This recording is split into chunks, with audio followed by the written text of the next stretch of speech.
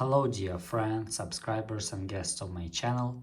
In this video I want to show and tell you how to check mail password on iPhone.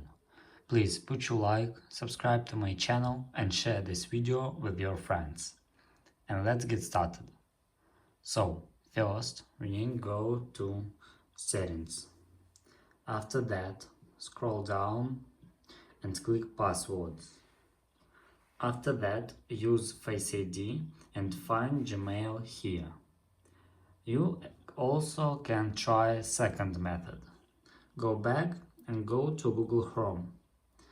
And after that, click on these three dots and click Password Manager.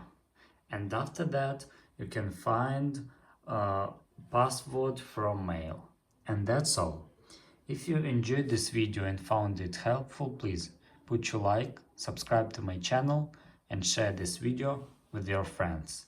Bye bye everyone, see you later.